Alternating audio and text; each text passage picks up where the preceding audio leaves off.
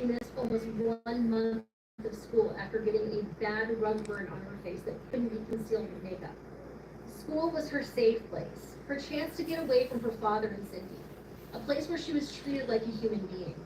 And she must have been devastated to have to be taken away from it that long. They let her go back to school after her face healed, but she had to take another long absence after she was beaten and left with more bruises too big to cover up. Sharp contrast to the misery Melinda was enduring. The social media Brendel made on May 6 featured a photo of a vase full of a dozen roses on their counter with the caption, "Just because flowers." Later that month, Melinda and the rest of the family accompanied Brendel to a chili cook-off competition a few hours away. When Jamie heard he was competing, she arranged to attend as well. She was disappointed when she didn't see Melinda at the competition that day and asked to stop by the hotel they were staying at later that night. Describing the meeting, she said, "When I went in, it was a rainy day. It was cold outside. I went to their room, it was at least 60 degrees. There's no doubt it was super cold in there. It was under a big, fluffy blanket. She never really got up, but to me, it was never a red flag. As a child, she's cold. She's going to stay in that bed. She doesn't need to get up for me." Looking back on it now, hindsight is 2020. Probably planned that. We were alone. I asked her about how things were going. How was it living with Cindy? She never gave me any kind of red flag. She never gave me anything. She continued to talk about how she loved school, how she was moving on in her grade, how she loved her favorite movie.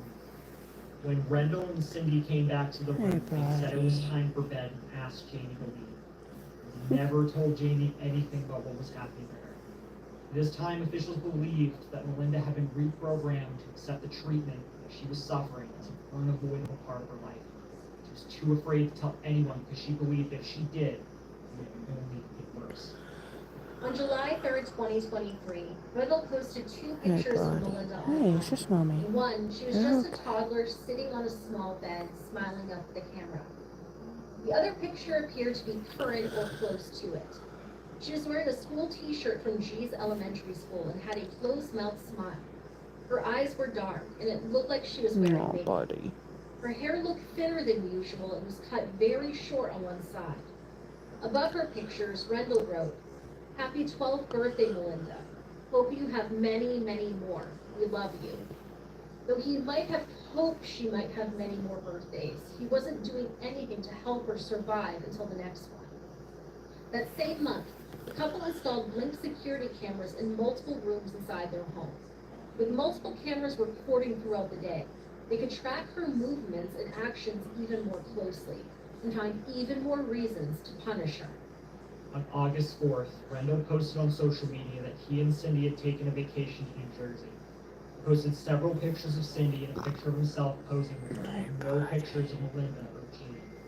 His comment above the photos My read, good "Enjoyed boy. our time together with the kids at Seaside Heights, but he didn't enjoy their company enough to include any images of them." On October 8th, he and Cindy were back on the beach in New Jersey. This time he didn't even mention the children. His caption read, "Last minute outing, living our best life," on several photos in which he and Cindy posed and pursed their lips as if kissing. By this time, Melinda had missed 35 days of school. 10 of them were excused and 25 of them unexcused, far exceeding the permitted amount allowed. The school district had made 2 reports to CPS using the child line. It's unclear exactly what was contained in those reports because the agency did not release any details about it. A social worker called the house and spoke to Brendel and possibly spoke to Cindy and Melinda as well, though the reporting on that still is not entirely clear. What is clear is that the agency closed the case without completing a home visit. After the reports in November of 2023, Brendel removed Melinda from in-person school and enrolled her in online classes. A representative of the school district summed up the event saying, "Our staff diligently reported concerns about her welfare to the state agency that receives and manages concerns. Shortly thereafter, she was withdrawn from our schools." Cindy's son, I G, love you remained too, enrolled in the bud. school. Only Melinda was kept Yeah. home. And she was no longer leaving the I house. love you too, little Melinda's punishments man. got stranger and even more severe. Video evidence from December showed her shackled for the first time. On many occasions, she was chained to furniture and forced to exercise. They made her do hours of push-ups and squats and walking or marching in place. They forced her to stand for hours and hold a book over her head. They punished her for not smiling in her Zoom classes, sneaking food to eat, Going. moving her hair out of her face, forgetting a chore, dropping a book, boy. and failing to perform an exercise to their standards.